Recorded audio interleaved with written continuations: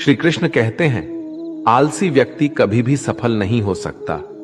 जिसे अपने जीवन में ऐसो आराम प्यारा है, उसे मेहनत करना अच्छा नहीं लगता, भला वह व्यक्ति कैसे सफल हो सकता है। इसलिए अगर आपको कोई काम करना चाहते हैं तो अभी से आलस्य त्याग दीजिए। अपने काम को कभी काल पर नहीं टालना चाहिए, क्योंकि वह व्यक्ति समय की महत्वपूर्णता ना समझकर उसे व्यर्थ में ही गंवाता है। अंत में उसके पास कुछ करने के लिए समय नहीं बचता।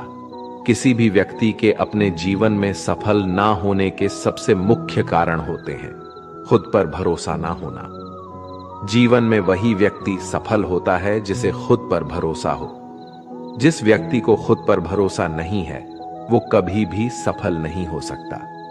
एक बार दानवीर कर्ण ने भगवान श्री कृष्ण से अपनी व्यथा सुनाई और कहा कि हे प्रभु, जब मैं पैदा हुआ तब मेरी मां ने मुझे त्याग दिया, इसमें मेरा क्या अपराध था। द्रोणाचार्य ने मुझे शिक्षा देने से मना कर दिया क्योंकि वो मुझे क्षत्रिय नहीं मानते थे, इसमें भी मेरा क्या अपराध। और द्रौपदी के स्वयंवर में मुझे अपमानित किया गया क्योंकि महाराज परिवार का हिस्सा नहीं हूं। जवाब में श्री कृष्ण ने कहा, हे कर्ण, जरा ध्यान से सुनो।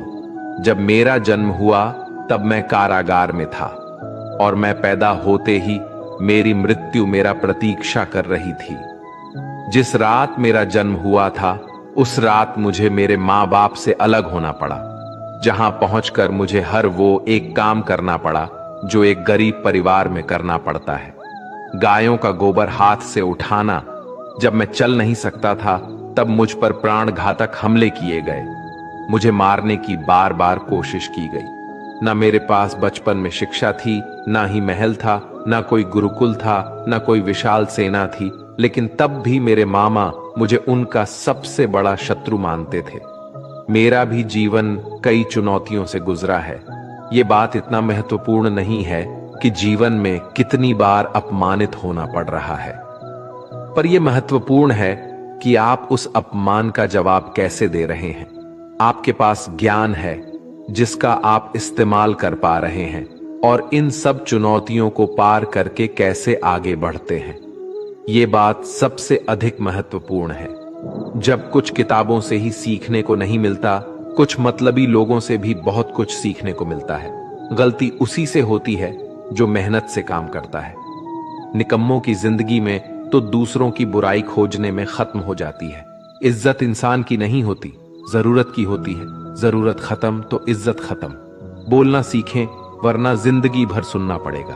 उड़ने में बुराई नहीं है, आप भी उतना ही उड़े जहां से जमीन साफ दिखाई देती है। सिर्फ वो लोग आपकी परवाह करते हैं जो आपको तब भी सुन सकते हैं जब आप चुप होते हैं। चिंता उतनी करिए जितने में काम हो जाए, उतना नहीं कि जिंदगी तमाम हो जाए।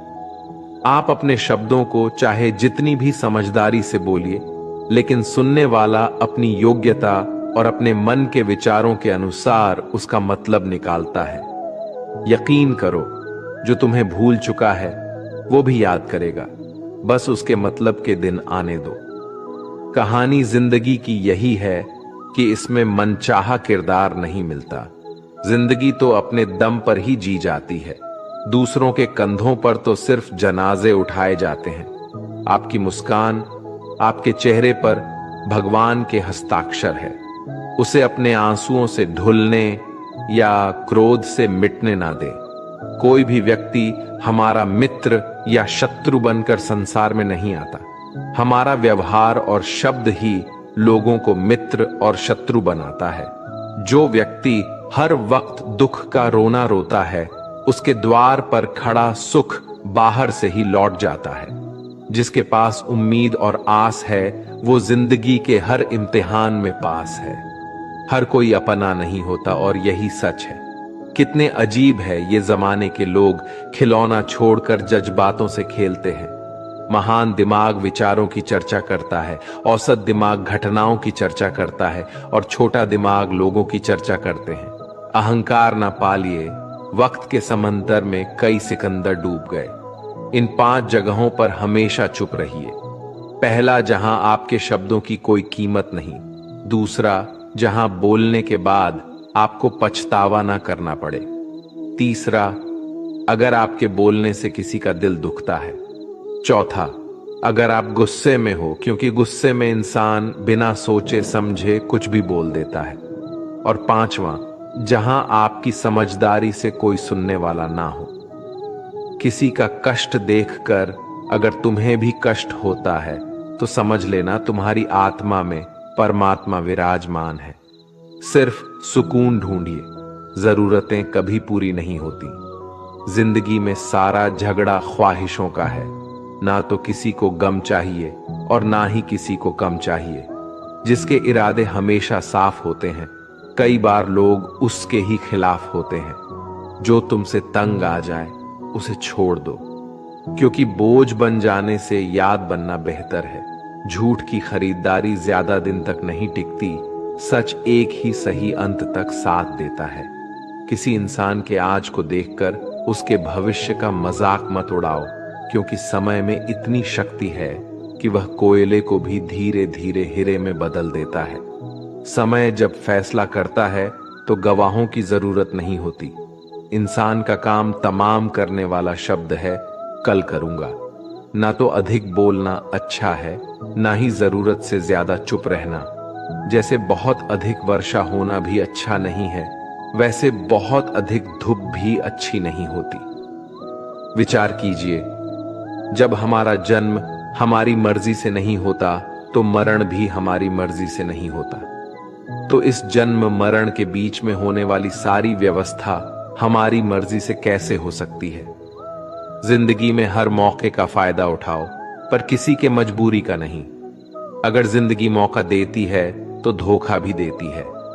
आज के जमाने में सुखी होना हो तो स्वार्थी बनना पड़ेगा। ये हम नहीं, इस युग की सत्य हकीकत है। जो हमारे जज्बातों की कद्र नहीं कर सकते, उनके पीछे पागल होना प्यार नहीं, बेवकूफी है। हवाएं अगर मौसम का रुख बदल सकती है तो दुआएं भी मुसीबत का पल जरूर बदल सकता है। जो दिल में है उसे कहने की हिम्मत रखो, जो दूसरे के दिल में है उसे समझने की समझ रखो। रिश्ते कभी नहीं टूटेंगे।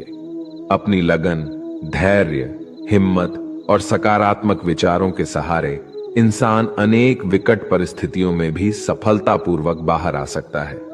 यह एक निश्चित बात है कि आप काम खत्म नहीं कर सकते अगर आप काम शुरू नहीं करेंगे।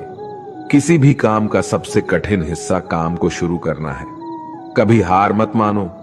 आज कठिन है, कल बदतर होगा, लेकिन कल के दिन के बाद सुनहरा होगा। अगर इंसान में कुछ करने की इच्छा हो तो दुनिया में कुछ असंभव नहीं है। जहां दूसरों को समझना मुश्किल हो जाए, वहां खुद को समझा लेना ही बेहतर है। बदन है मिट्टी का, सांसें सारी उधार है, घमंड भी है तो किस बात का। यहां तो हम सब किराएदार हैं। परेशानियां जिंदगी का हिस्सा है।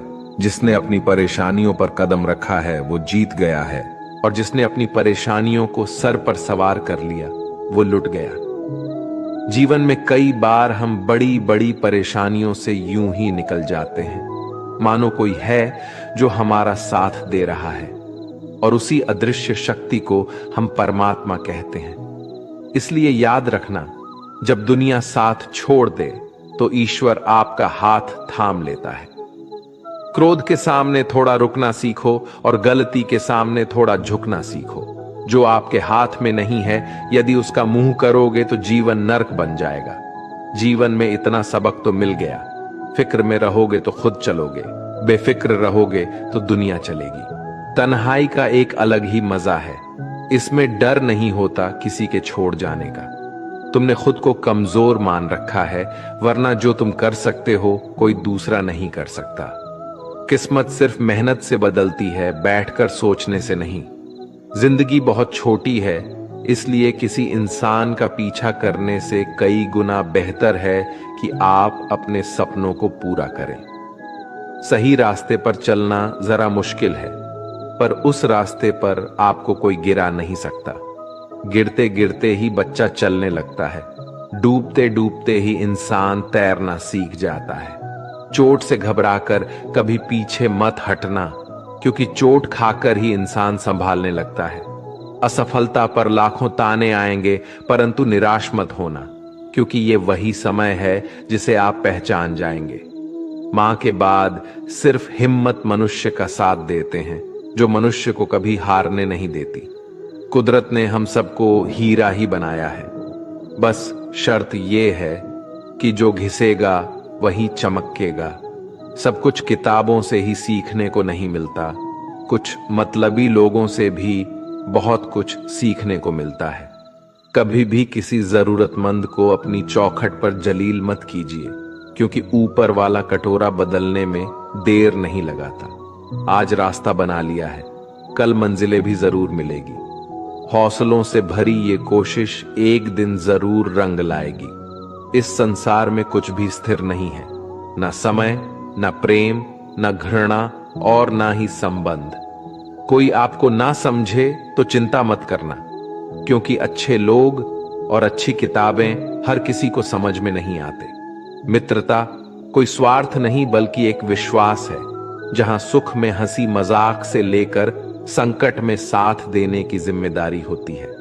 यहां झूठे वादे नहीं बल्कि सच्ची कोशिशें की जाती है। सच्ची बात बोलने वाला और सही राह पर चलने वाला इंसान हमेशा दुनिया को कड़वा लगता है।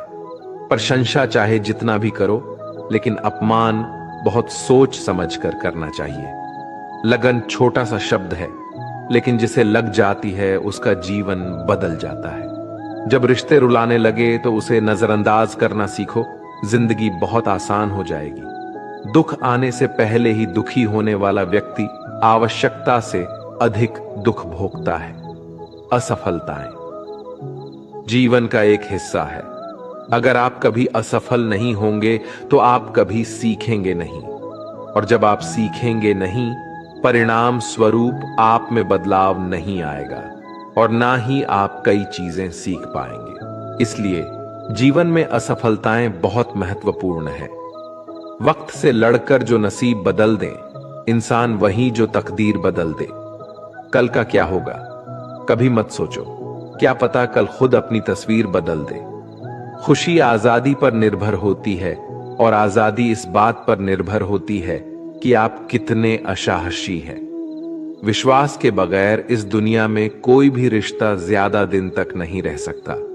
यदि किसी भूल के कारण कल का दिन दुख में हो तो उसे याद करके आज का दिन व्यर्थ ना करो। जो लक्ष्य में खो गया समझो वही सफल हो गया। श्री कृष्ण कहते हैं, इंसान के बर्बाद होने के 5 कारण हैं: नींद, गुस्सा, डर, थकान और काम टालने की आदत। सफलता खुशी की चाबी नहीं है, खुशी सफलता की चाबी है। आप जो कर रहे हैं उससे अगर आप प्यार करते हो तो आप जरूर सफल होंगे। दूसरों का भला करने वाले मनुष्य को हमेशा कष्ट का सामना करना पड़ता है, क्योंकि हमेशा फल देने वाले वृक्षों को पत्थर ही मारे जाते हैं। सत्य में कमाया हुआ धन हर प्रकार से सुख देता है। छल कपट से कमाया हुआ धन हमेशा दुख देता है। चुप रहने से बड़ा कोई जवाब नहीं और माफ कर देने से कोई बड़ी सजा नहीं होती। जब मेहनत करने से सपने पूरे नहीं होते तो रास्ता बदलिए, सिद्धांत नहीं, क्योंकि पेड़ भी हमेशा पत्ते बदलता है, जड़ नहीं। किसी की संगत से आपके विचार अगर शुद्ध होने लगे तो समझना कि वो इंसान कोई साधारण व्यक्ति नहीं। आपका कठिन समय ही आपको मजबूत बनाता है। एक समझदार व्यक्ति वही है जो दूसरों को देखकर उसकी विशेषता को सीखता है, उससे तुलना और ईर्ष्या नहीं करता। आज के दौर का वही भगवान है जिसके पास पैसा और पद है। आज रिश्ते का दूसरा नाम पैसा बन गया है। घर में कितने भी गंदगी क्यों ना हो, अगर आपके पास पैसे हैं तो आपकी अनपढ़ता, आपके बुरे कर्म, आपका बुरा व्यवहार सब कुछ माफ कर दिया जाएगा। ये कलयुग है, यहां बुरे के साथ बुरा हो या ना हो, लेकिन अच्छे के साथ बुरा अवश्य होता है। जिंदगी में कभी भी किसी को इतना महत्व मत दो कि वो तुम्हारे चेहरे से मुस्कान ही छीन ले। अपने जीवन की समस्याएं किसी के साथ साझा मत कीजिए, क्योंकि 80% लोगों को उससे कोई फर्क नहीं पड़ता। बाकी के 20% लोग खुश होंगे कि आपके जीवन में ये समस्याएं हैं। श्री कृष्ण कहते हैं कि दिखावा करते हैं कुछ लोग अपनेपन का। वक्त आने पर सब समझ आ जाता है। अपनी समस्याएं हर किसी के साथ मत बांटिए। कोई मीठा बोल रहा है या सहानुभूति दिखा रहा है तो इसका अर्थ यह नहीं कि वो आपका शुभचिंतक है। कर्मों का लिखा हर हाल में भुगतना पड़ता है। अच्छा इंसान मतलबी नहीं होता, बस वो दूर हो जाता है उन लोगों से जिन्हें उसकी कदर नहीं होती। जो इंसान रोते रोते गुस्से में सब कुछ बोल देता है वो सच्चा होता है, क्योंकि गुस्सा और रोना इंसान को सच बोलने के लिए मजबूर कर देते हैं। किसी से ज्यादा उम्मीद मत करना, क्योंकि जितना ज्यादा लगाव होता है उतना गहरा घाव होता है। शीशा और रिश्ता दोनों नाजुक होते हैं, पर दोनों में अंतर सिर्फ यही है कि शीशा गलती से टूट जाता है और रिश्ता गलत फहमी से। दुख बेचे नहीं जा सकते और सुख खरीदे नहीं जा सकते। कभी कभी वो इंसान आपको रुलाकर रख देता है जिसकी खुशी के लिए आप कुछ भी कर सकते। चेहरे के रंग देखकर दोस्त न बनाना। तन का काला चलेगा लेकिन मन का काला नहीं। जिंदगी का सारा खेल तो वक्त रखता है, इंसान तो सिर्फ अपना किरदार निभाता है। इससे कोई फर्क नहीं पड़ता कि आप कितने लोगों पर विश्वास करते हैं या नहीं करते हैं। आपको अपने आप से सबसे ज्यादा विश्वास होना चाहिए। लोगों की बातों में आकर किसी इंसान की गलत इमेज अपने दिमाग में बनाना सबसे बड़ी बेवकूफी है। कुछ लोगों को कितना भी अपना बनाने की कोशिश कर लो, लेकिन वो साबित कर देते हैं कि वो हमारे कभी नहीं बन सकते। वक्त रहते ही खुद को बदल लेने में ही भलाई है, क्योंकि अगर वक्त ने बदला तो बहुत तकलीफ होगी। कुछ लोग मतलब के लिए हर रिश्ता जोड़ते हैं, अपना काम बनाकर सच्चे लोगों का दिल तोड़ते हैं। वो समझते हैं उनसे ज्यादा चालाक कोई नहीं, पर हकीकत में वह खुद अपनी किस्मत फोड़ते हैं। अगर उन्हें जाना है तो जाने दो, क्यों पकड़कर रखना है। रिश्तों में प्यार अच्छा लगता है, भीख मांगना नहीं। पत्नी को उड़ने के लिए पंखों की नहीं, बल्कि अपने पति के साथ और अपनेपन की जरूरत होती है। एक समय की बात है, एक निर्धन व्यक्ति राजा के महल में माली का काम करता था। उसने राजमहल के बाग में कई प्रकार के फलों के पेड़ लगाए थे। जो फल पक जाते हैं वो तोड़कर राजा के सामने प्रस्तुत कर देता। कई बार खुश होकर राजा उसे इनाम भी देते। एक बार बाग में आम, अंगूर और नारियल के फल हुए। माली टोकरी लेकर बाग में पहुंचा और सोचने लगा कि आज कौन सा फल महाराज के लिए ले जाऊं। कुछ देर सोचने के बाद उसने अंगूर तोड़ ली और टोकरी में भरकर राजा के पास पहुंचा। उन दिनों राजा कुछ चिंतित था। उसे गुप्तचर द्वारा सूचना मिली थी कि पड़ोसी राज्य का राजा उस पर आक्रमण की तैयारी में है। वो बस इस बारे में गहन सोच विचार में डूबा हुआ था। तभी माली उसके पास पहुंचा और चुपचाप उसके सामने टोकरी रखकर कुछ दूर जाकर बैठ गया।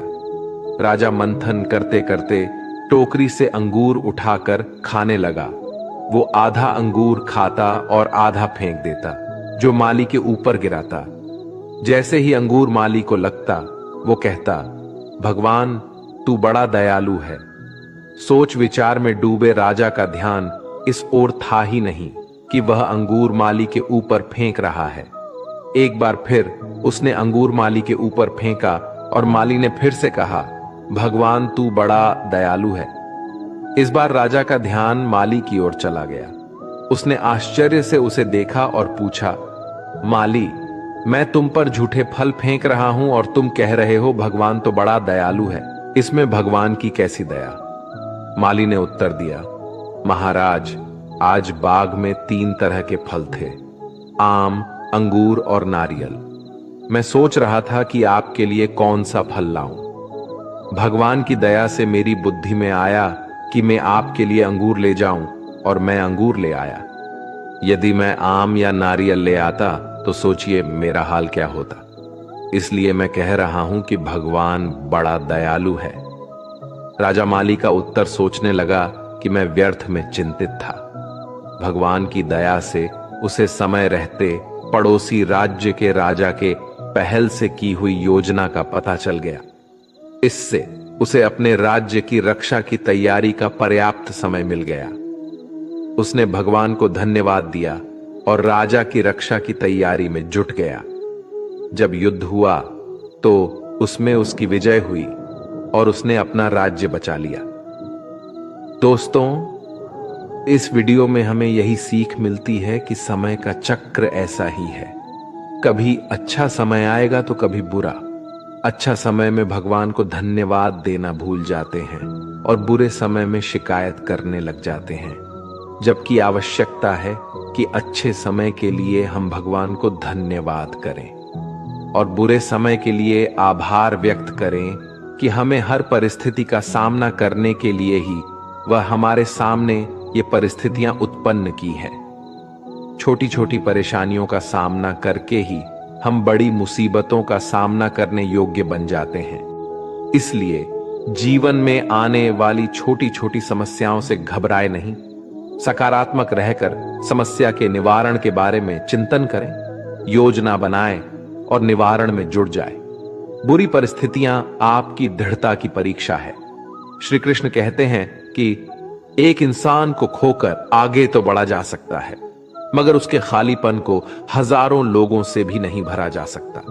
जो सब्र के साथ इंतजार करना जानते हैं, उनके पास हर चीज किसी ना किसी बहाने से पहुंच ही जाते हैं। जब तक विपरीत परिस्थितियों से लड़ोगे नहीं, तब तक वो तुम्हारे ऊपर हावी होते रहेंगे। सिर्फ वक्त के भरोसे मत बैठे रहना। किस्मत वालों के हाथ खाली रह सकते हैं, लेकिन मेहनत करने वालों के कभी नहीं। दोस्तों, अगर आपने इस वीडियो से कुछ भी सीखा है तो कृपया इस वीडियो को एक लाइक कर दें और कमेंट में जय श्री राधे कृष्णा जरूर लिखें। अगर आप इस चैनल पर नए हैं और आप ऐसी ही वीडियो और देखना चाहते हैं तो कृपया चैनल को सब्सक्राइब करें और नोटिफिकेशन बेल आइकॉन को ऑल पर सेट कर लें, ताकि हमारे सभी नए वीडियो के नोटिफिकेशन सबसे पहले आपके पास आ जाए। आपका सपोर्ट भी हमारे लिए बेहद ही महत्वपूर्ण है। भगवान श्री कृष्ण की कृपा आपके साथ सदैव बनी रहे। धन्यवाद। जय श्री कृष्ण।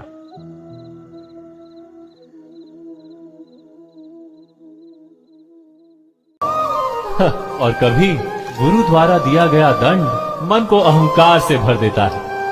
नहीं, क्या ऐसा नहीं होता?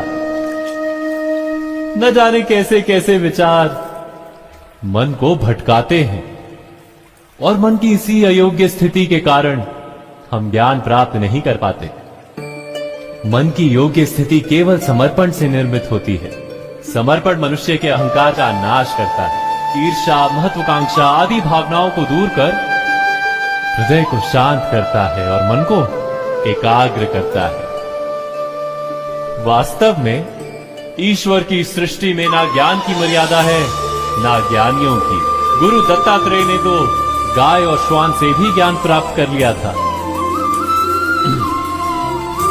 अर्थात विषय ब्रह्म ज्ञान का हो या जीवन के ज्ञान का या गुरुकुल में प्राप्त होने वाले ज्ञान का, उसकी प्राप्ति के लिए गुरु से अधिक महत्व है उस गुरु के प्रति हमारा समर्पण।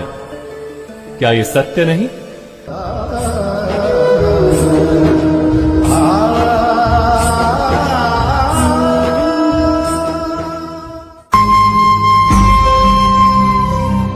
प्रत्येक मनुष्य के जीवन में ऐसा क्षण अवश्य आता है जब सारे स्वप्न, सारी आशाएं, सारे दृश्य ध्वस्त हो जाते हैं। जीवन के सारे आयोजन ही बिखर जाते हैं। एक और धर्म होता है और दूसरी ओर सुख। इसी को धर्म संकट कहते हैं। जब धर्म का वहन ही संकट हो और धर्म का त्याग ही सुख हो। विचार कीजिए, कभी किसी स्वजन के विरुद्ध सत्य बोलने का अवसर प्राप्त हो जाता है, कभी ठीक दरिद्रता के समय सरलता से चोरी करने का मार्ग प्राप्त हो जाता है, कभी किसी शक्तिशाली राजनेता या राजा के कर्मचारी का अधर्म प्रकट हो जाता है। सबके जीवन में ऐसी घटना बनती ही रहती है। अधिकतर लोग ऐसे किसी क्षण को धर्म संकट के रूप में जान ही नहीं पाते। हमें किसी प्रकार के संघर्ष का अनुभव ही नहीं होता। सहजता से सुख की ओर खींचे चले जाते हैं, जैसे मक्खी गुड़ की ओर खींची चली जाती है। वास्तव में धर्म संकट का क्षण ईश्वर के निकट जाने का क्षण होता है। यदि हम संघर्षों से भयभीत ना, सुख की ओर आकर्षित ना, अपने धर्म पर दृढ़ रहे, तो ईश्वर का साक्षात्कार दूर नहीं।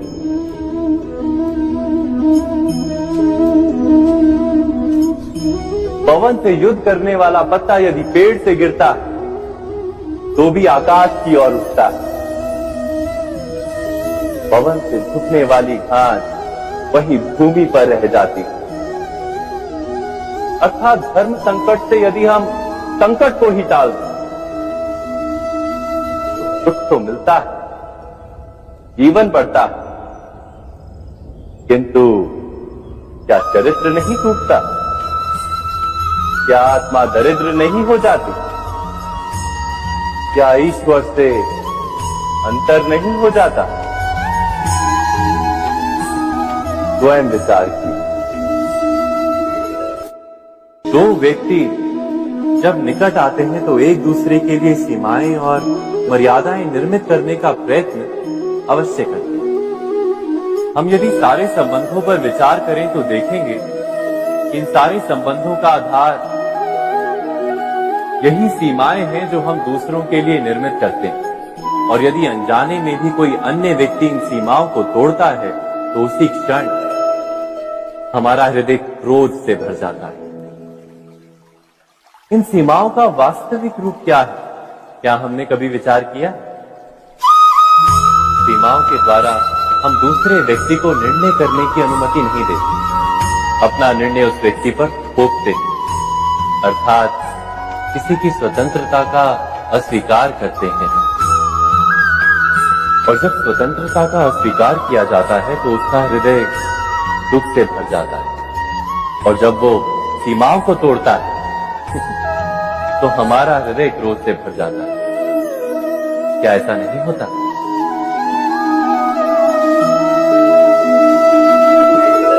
पर यदि एक दूसरे की स्वतंत्रता का सम्मान किया जाए तो किसी मर्यादाओं या सीमाओं की आवश्यकता ही नहीं होती।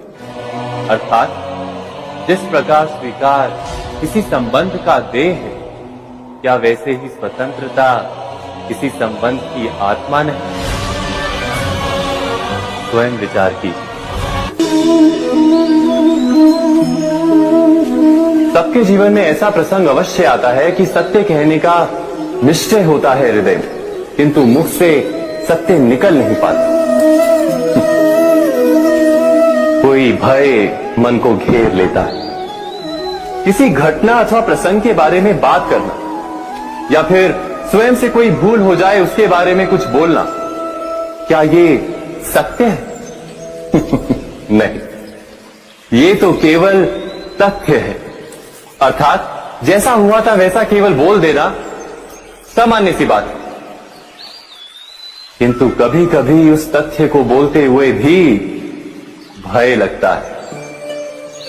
कदाचित किसी दूसरे की भावनाओं का विचार आता है मन, दूसरे को दुख होगा ये भय भी शब्दों को रोकता है। तो ये सत्य क्या है?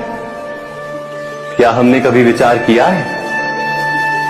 जब भय रहते हुए भी कोई तथ्य बोलता है तो वो सत्य कहलाता है।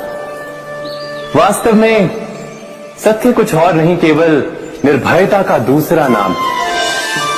और निर्भय होने का कोई समय नहीं होता, क्योंकि निर्भयता आत्मा का स्वभाव है। अर्थात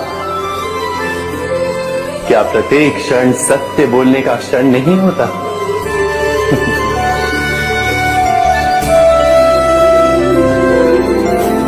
स्वयं विचार कीजिए।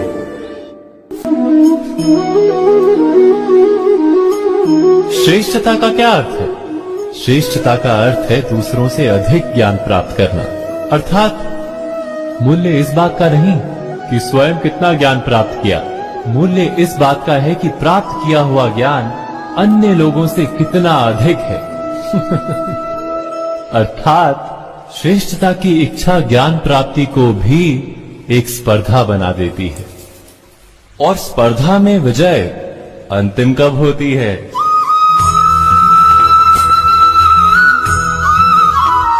कुछ समय के लिए तो श्रेष्ठ बना जा सकता है, किंतु सदा के लिए कोई श्रेष्ठ नहीं रह पाता। फिर वही असंतोष, पीड़ा और संघर्ष जन्म लेता है। किंतु श्रेष्ठ बनने के बदले यदि उत्तम बनने का प्रयत्न करें तो क्या होगा?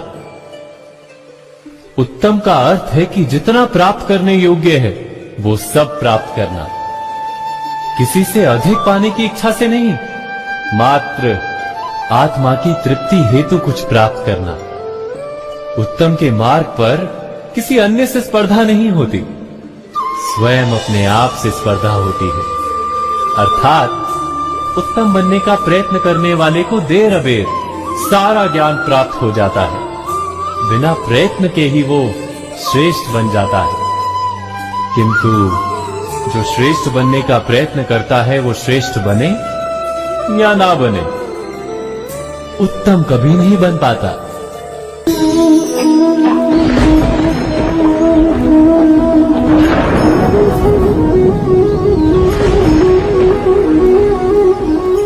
चक्रों और पूर्वाभासों के आधार पर हम भविष्य के सुख दुख की कल्पना करते हैं। भविष्य के दुख का कारण दूर करने के लिए हम आज योजना बनाते हैं। किंतु कल के संकट को आज निर्मूल करने से हमें लाभ मिलता है या हानि पहुंचती है, ये प्रश्न हम कभी नहीं करते। सत्य तो ये है कि संकट और उसका निवारण साथ जन से, व्यक्ति के लिए भी और सृष्टि के लिए भी। नहीं, आप अपने भूतकाल का स्मरण कीजिए, इतिहास को देखिए, आप तुरंत ही ये जान पाएंगे कि जब जब संकट आता है तब तब उसका निवारण करने वाली शक्ति भी जन्म लेती है।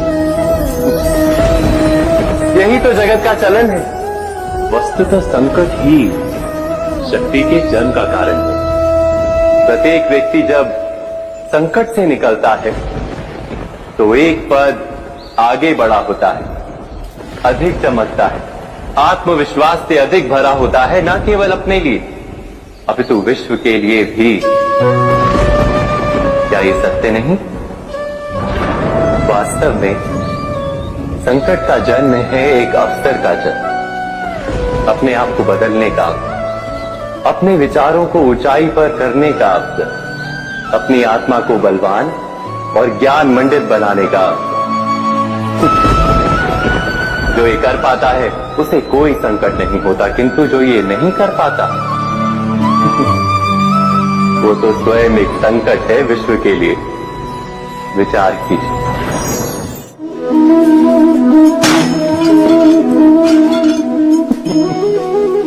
स्वयं विचार कीजिए।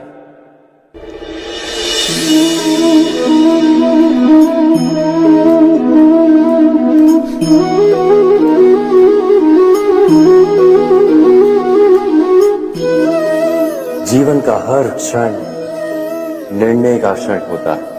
प्रत्येक पद पर दूसरे पद के विषय में कोई निर्णय करना ही पड़ता है, और निर्णय अपना प्रभाव छोड़ जाता है।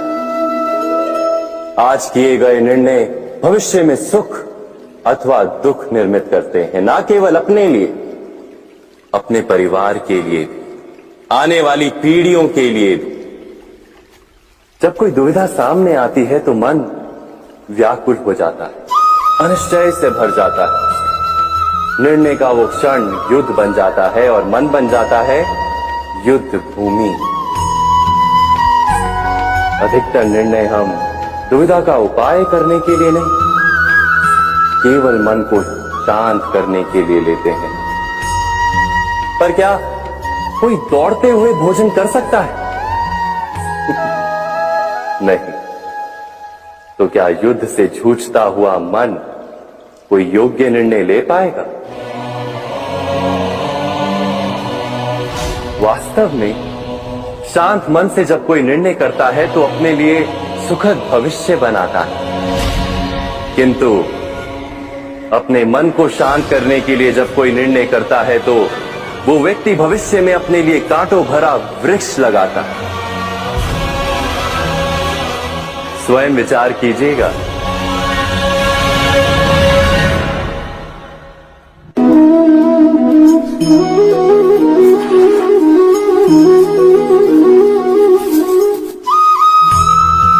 जीवन में आने वाले संघर्षों के लिए जब मनुष्य स्वयं को योग्य नहीं मानता, जब उसे अपने ही बल पर विश्वास नहीं रहता, तब वो सद्गुणों को त्याग कर दुर्गुणों को अपनाता है।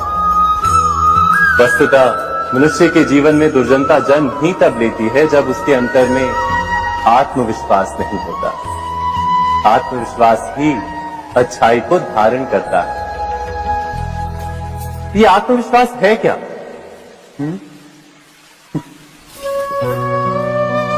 जब मनुष्य ये मानता है कि जीवन का संघर्ष उसे दुर्बल बनाता है, तो उसे अपने ऊपर विश्वास नहीं रहता।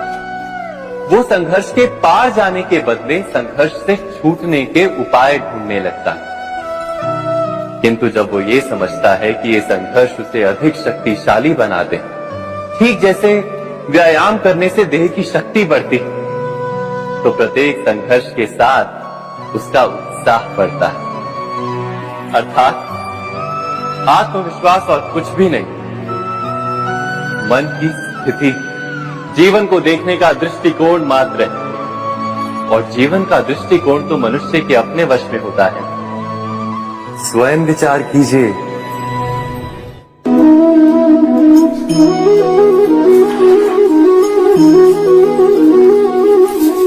पिता सदा ही अपने संतान के सुख की कामना करते, उनके भविष्य की चिंता करते रहते।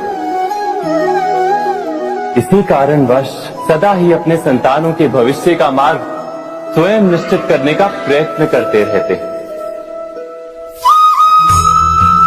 जिस मार्ग पर पिता स्वयं चला है, जिस मार्ग के कंकर पत्थर को स्वयं देखा है, मार्ग की छाया, मार्ग की धूप को स्वयं जाना है, उसी मार्ग पर उसका पुत्र भी चले, यही इच्छा रहती है हर पिता की।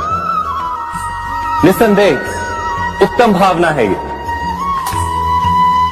किंतु 3 प्रश्नों के ऊपर विचार करना हम भूल ही जाते हैं। कौन से प्रश्न? प्रथम प्रश्न, क्या समय के साथ प्रत्येक मार्ग बदल नहीं जाते? क्या समय सदा ही नई चुनौतियों को लेकर नहीं आता? तो फिर बीते हुए समय के अनुभव नई पीढ़ी को किस प्रकार लाभ दे सकते हैं? दूसरा प्रश्न, क्या प्रत्येक संतान अपने माता पिता की छवि होता है? हाँ, संतानों को संस्कार तो अवश्य माता पिता देते हैं, किंतु भीतर की क्षमता तो ईश्वर देते हैं। तो जिस मार्ग पर पिता को सफलता मिली है, विश्वास है कि उसी मार्ग पर उसकी संतानों को भी सफलता और सुख प्राप्त होगा। तीसरा प्रश्न, क्या जीवन के संघर्ष और चुनौतियां लाभकारी नहीं होती? क्या प्रत्येक नया प्रश्न एक नए उत्तर का द्वार नहीं खोलता? तो फिर संतानों को नए नए प्रश्नों, संघर्षों और चुनौतियों से दूर रखना, ये उनके लिए लाभ करना कहलाएगा या हानि पहुंचाना? अर्थात जिस प्रकार संतान के भविष्य का निर्माण करने के बदले उसके चरित्र का निर्माण करना श्रेष्ठ है, वैसे संतानों के जीवन का मार्ग निश्चित करने के बदले उन्हें नए संघर्षों के साथ जूझने के लिए मनोबल व ज्ञान देना अधिक लाभदायक नहीं होगा? स्वयं विचार कीजिए। मनुष्य की सबसे बड़ी दुर्बलता क्या होती है? सोचिए। धन, प्रेम, अहंकार। मनुष्य की सबसे बड़ी दुर्बलता होती है उसके रहस्य। चाहे आप कितने भी शक्तिशाली क्यों ना हो, कितने भी प्रबल क्यों ना हो, परंतु उसके रहस्य उसके नाश की चाबी होती है। इसलिए यदि प्रबल रहना है, शक्तिशाली रहना है, समर्थ रहना है, तो अपने रहस्य को किसी को भी ना बताए, ना मित्र को और ना ही शत्रु को, क्योंकि समय पड़ने पर कब कौन शत्रु हो जाए ऐसा कहना संभव नहीं। विभीषण को रावण के अमृत कुंड का ज्ञात था, इसीलिए प्रभु श्री राम रावण का वध करने में सफल हो सके। इसलिए उचित यही है कि आप अपने रहस्य को स्वयं तक ही सीमित रखें। मनुष्य जीवन की परीक्षा में सफल होने के लिए क्या नहीं करता?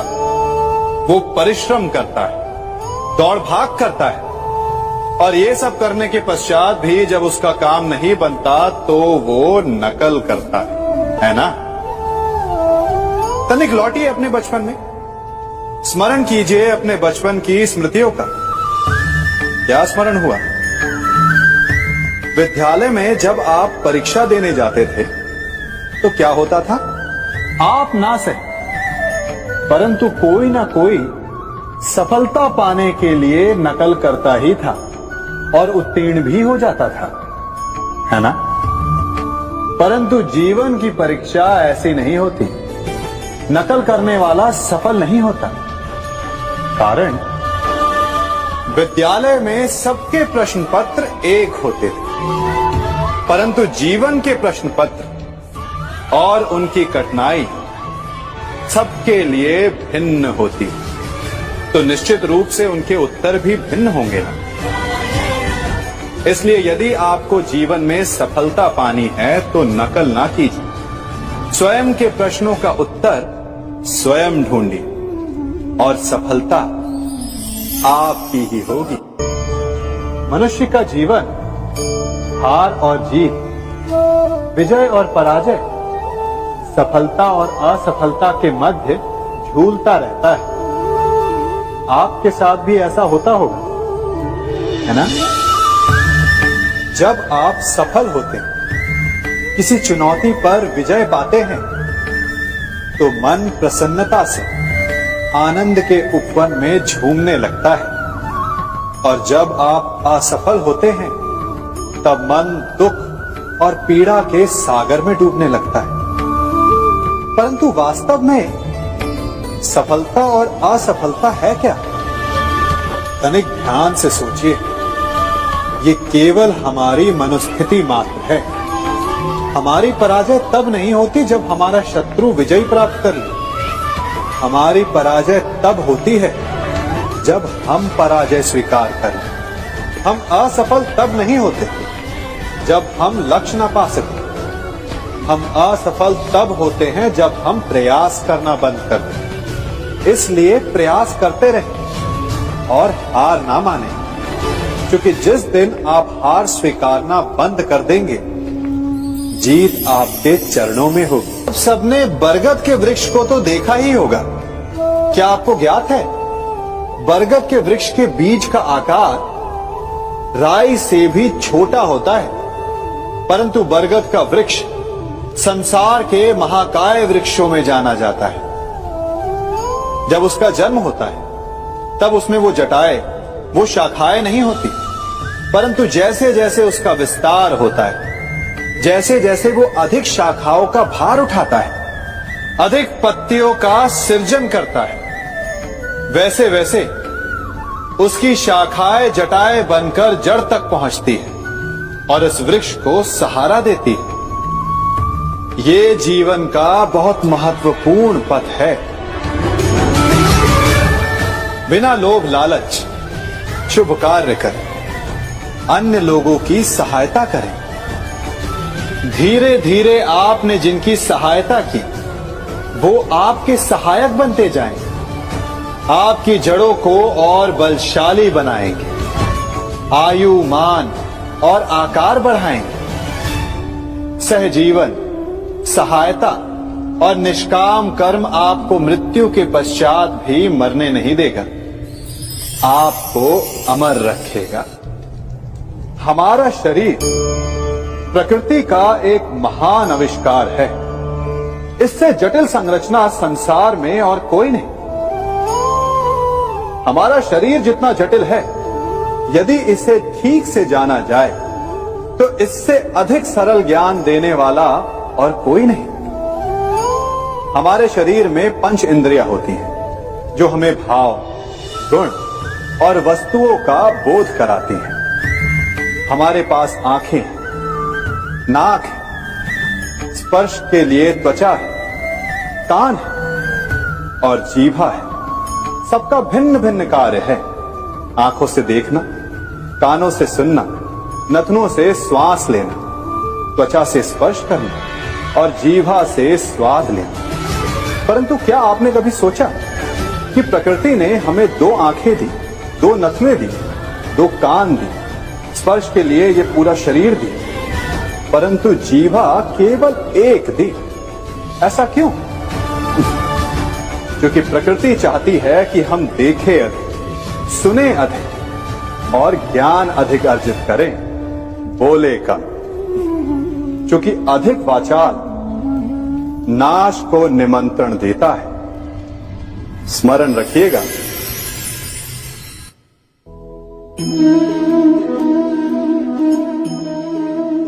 ये सदा यही कहते आए कि यदि आगे बढ़ना है तो अपनों का साथ दो। सत्य कहते हैं, अपनों का साथ देना ही चाहिए, परंतु साथ देने से पूर्व ये अवश्य पहचान लेना चाहिए कि अपने हैं कौन। क्या अपने वही होते हैं जिनके साथ हमारा रक्त संबंध होता है, या अपने मित्र? अपने वो होते हैं जो हमें सद्कार्य के लिए प्रेरित करें, हमें आगे बढ़ाएं, हमारा साथ दें। और वो जिनका साथ देने से समाज का नाश, धर्म की हानि, वो सगे हो करके भी सगे नहीं होते। इसलिए जब अपनों की परिभाषा का चुनाव करें तो उन्हें अपना माने जो आपका साथ दे, उन्हें नहीं जो हमें अज्ञान के मार्ग पर ले जाएं।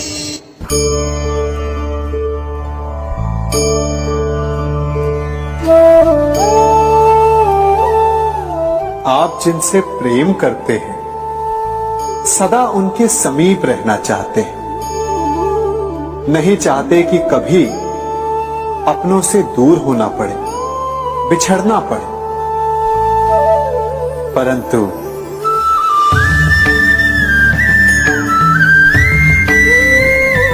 एक समय के पश्चात अपनों से दूर हो जाना उन्नति के लिए आवश्यक है।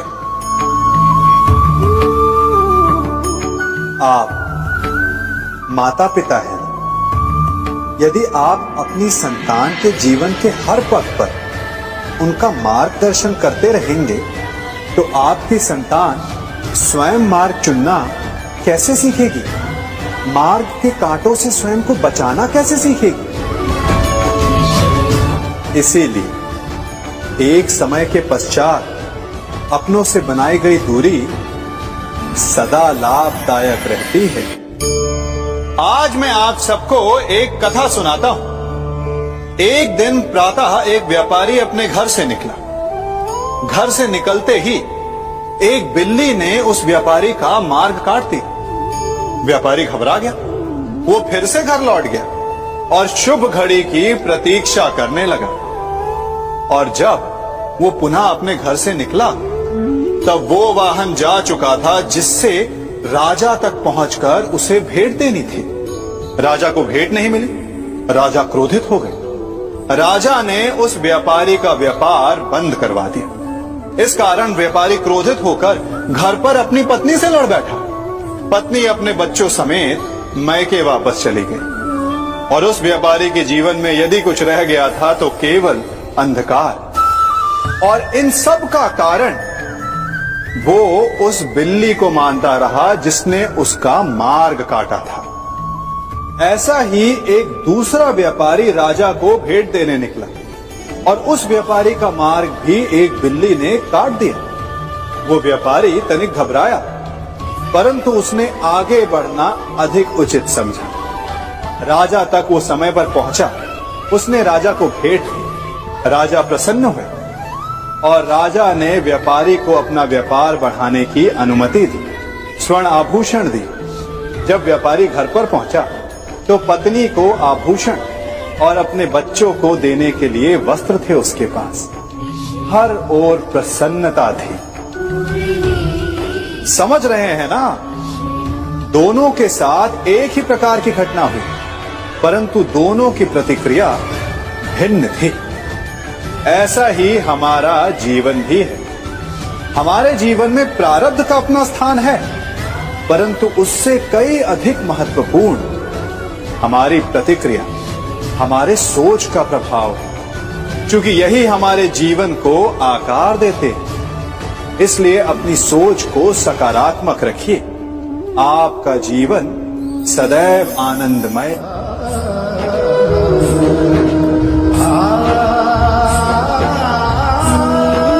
हम सभी अपने जीवन में कोई ना कोई कार्य करते हैं। कार्य करते हैं तो थकान की अनुभूति होती है, और यदि थकान ना उतरे तो कार्य करने का मन नहीं करता। हम आशा करते हैं कि कदाचित एक दिन में 24 के स्थान पर 26 घंटे होते तो आराम करने के लिए हमें और अधिक समय मिल जाता। हमें ऐसा अनुभव होता है कि हम बहुत अधिक कार्य कर रहे हैं, है ना? परंतु क्या आपने कभी सोचा कि जो लोग संसार में सफल हैं, उनके पास भी सफल होने के लिए दिन में केवल 24 घंटे थे? तो फिर वो सफल क्यों? इसका एक छोटा सा रहस्य है। वो कार्य चुनते हैं जो उन्हें प्रिय है, जिसे करने में उन्हें आनंद आता है। उन्हें लगता ही नहीं कि वो कार्य कर रहे हैं, उन्हें लगता है कि वो प्रतिपल आनंद मना रहे हैं। और जब आप आनंद मनाते हैं तो थकान कैसी?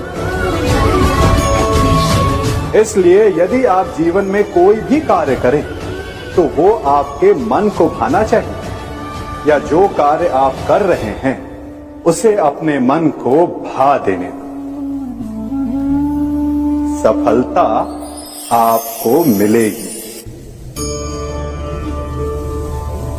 कभी सोचा है हमारा जीवन भी उस रेत की घड़ी की भांति है? जो रेत नीचे गिर चुकी है वो हमारा अतीत है। जो अब भी ऊपर है वो हमारा आने वाला भविष्य है। और वर्तमान ये संकुचित स्थल है जहां से धीरे धीरे करके रेत गिर रही है। अर्थात हमारे पास जीने के लिए यही एक क्षण है। उसका उपयोग कैसे करना है ये हम पर निर्भर करता है। जो बीत गया उसका दुख मनाना है, या जो भविष्य में होने वाला है उसकी प्रतीक्षा में क्रोध करना है। सब कुछ करने के लिए यही एक क्षण है। प्रसन्न रहना है तो उसके लिए भी यही एक पल है। प्रतीक्षा करते रहोगे तो ये पल भी भूतकाल में बदल जाएगा। इसलिए आनंद के लिए, परोपकार के लिए प्रतीक्षा ना कीजिए। आपके पास जो पल है उनका भरपूर सदुपयोग कीजिए, क्योंकि इस घड़ी को पलटकर आप फिर से समय अवश्य गिन सकते हैं, परंतु अपना बीता हुआ समय आप वापस नहीं लौटा पाएंगे। मनुष्य भी बड़ा विचित्र प्राणी है। अपनों से नीचे के स्तर के लोगों को वो हे दृष्टि से देखता है, उनका उपहास उड़ाता है, उनसे बार बार कहता है कि तुम्हारा कुछ नहीं हो सकता, तुम भविष्य में कुछ नहीं कर पाओगे। जब मनुष्य के पास धन, संपत्ति, मान होता है तो वो दूसरों का आदर नहीं करता, परंतु वो एक बात भूल जाता है कि उससे भी अधिक शक्तिशाली कोई अस्तित्व में है, और वो है समय। काल अपना चक्र कब बदलेगा ये कोई नहीं जानता। समय अपनी करवट कब लेगा ये कोई नहीं जानता। कोयला भी समय के साथ साथ हीरे में परिवर्तित हो जाता है। इसलिए जीवन में कभी भी किसी का भी उपहास नहीं उड़ाना चाहिए।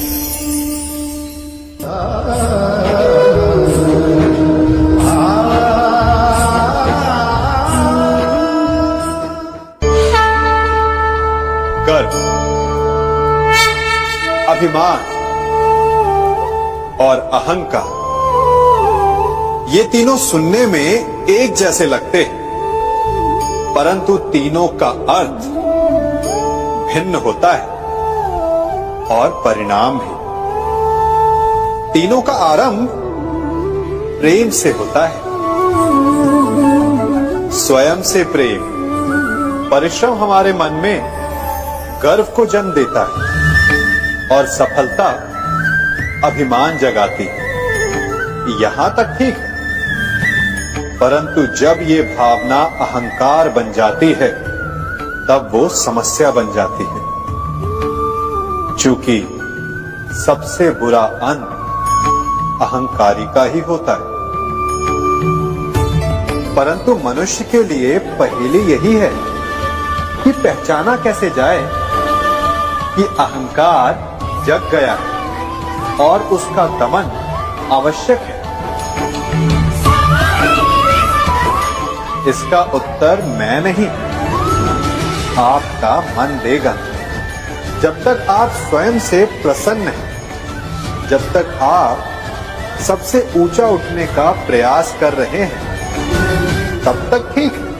परंतु जब आपके मन में दूसरों को नीचा समझने का भाव आ जाए तो सावधान हो जाइए, क्योंकि यही अहंकार है जो वास्तव में आपको हीन कर रहा है।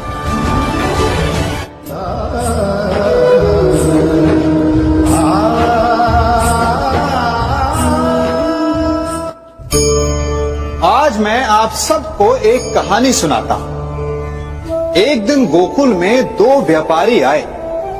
एक व्यापारी शहद का था, बड़ा मीठा शहद था उसका, परंतु वो गोकुल में टिक नहीं पाया। उसके व्यापार ने घाटा खाया और शीघ्र ही वो गोकुल छोड़कर चला गया।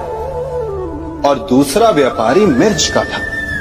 पहले दिन वो एक पोटली लाया और दूसरे ही दिन वो पूरी बैलगाड़ी भर कर लाया और धीरे धीरे पूरी मथुरा में उसकी धाक जम गई। मुझे बड़ा आश्चर्य हुआ, तो मैंने बाबा से पूछा कि ऐसा क्यों कि एक मीठे शहद का व्यापारी कंगाल हो गया और एक मिर्च का व्यापारी धीरे धीरे नगर सेठ बन गया। बाबा मुस्कुराए और उन्होंने कहा कि मीठी बोली बोलने वाले की तीखी मिर्च भी बिक जाती है और जो कड़वी बोली बोलता है उसका मीठा शहद भी नहीं बिकता। वाह, कितने उत्तम विचार हैं उनके, और उचित ही है। मनुष्य अपने जीवन में सदैव अपने वचनों से उठता है और अपने वचनों से ही गिरता है। इसलिए अपने जीवन में सदैव मीठी बोली बोलने का प्रयास कीजिए, आपका जीवन सरल हो जाएगा। मनुष्य की सबसे बड़ी दुर्बलता क्या होती है? सोचिए। धन, प्रेम, अहंकार। मनुष्य की सबसे बड़ी दुर्बलता होती है उसके रहस्य। चाहे आप कितने भी शक्तिशाली क्यों ना हो, कितने भी प्रबल क्यों ना हो, परंतु उसके रहस्य उसके नाश की चाबी होती है। इसलिए यदि प्रबल रहना है, शक्तिशाली रहना है, समर्थ रहना है, तो अपने रहस्य को किसी को भी ना बताए, ना मित्र को और ना ही शत्रु को, क्योंकि समय पड़ने पर कब कौन शत्रु हो जाए ऐसा कहना संभव नहीं। विभीषण को रावण के अमृत कुंड का ज्ञात था, इसीलिए प्रभु श्री राम रावण का वध करने में सफल हो सके। इसलिए उचित यही है कि आप अपने रहस्य को स्वयं तक ही सीमित रखें।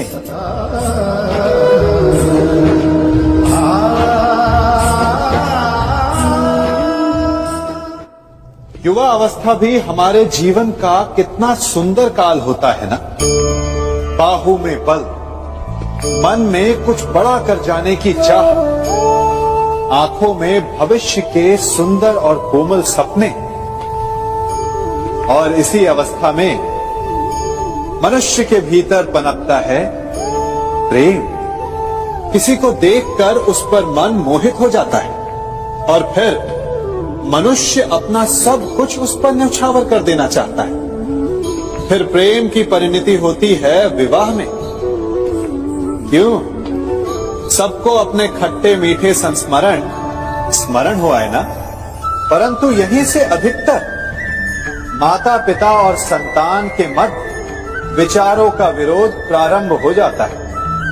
संतान को लगता है कि उसका चुना जीवन साथी ही उसके लिए उपयुक्त है और माता पिता को लगता है कि संतान अनजाने में भूल कर रही है। संतान का तर्क होता है कि उसे विवाह किससे करना है, ये उसका अधिकार है। और माता पिता का तर्क ये होता है कि अब भी जीवन साथी चुनने की समझ संतान में है ही नहीं। तो इस अवरोध को काटा कैसे जाए, उचित निर्णय कैसे लिया जाए? इसका एक ही मार्ग है, अपने उत्तरदायित्व का भान और अपनों से बड़ों के मापदंडों का भान। विवाह करने से पूर्व ये जान लेना आवश्यक है कि विवाह केवल अपने प्रेम को पाने का मार्ग नहीं है, अपितु विवाह से जीवन का एक नया द्वार भी खुलता है और हर नए जीवन के साथ नए उत्तरदायित्व भी होते हैं। और यदि इन उत्तरदायित्वों को समझकर निर्णय लिया जाए तो विश्वास कीजिए आपका दाम्पत्य जीवन आनंद से भरा रहेगा और आपको कभी ये पछतावा नहीं होगा कि आपने कोई अनुचित निर्णय लिया। सागर का जल बाष्प बनकर उड़ता है तब वो हमें दिखाई नहीं देता। मेघ उस जल को अपने भीतर छिपा लेते हैं, लंबी यात्रा करते हैं, प्रयास करते हैं कि वो जल सदा उनके भीतर छिपा रहे।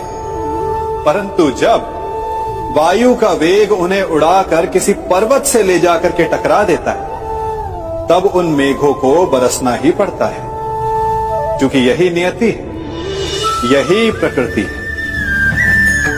क्योंकि जल को सागर में जाकर मिलना ही है।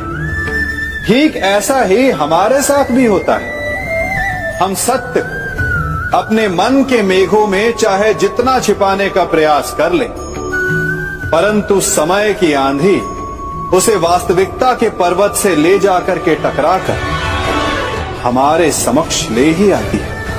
जिस भय के कारण आप सत्य को सामने नहीं लेकर आना चाहते, एक दिन वही भय हमारे समक्ष आकर खड़ा हो जाता है और फिर हम लाचार हो जाते हैं, क्योंकि हमने उस भय का सामना करने की तैयारी नहीं की होती। इसलिए सत्य से भागे नहीं, उसे छिपाए भी नहीं, उसे स्वीकार करें। भविष्य की बड़ी विपत्ति से बच जाएंगे।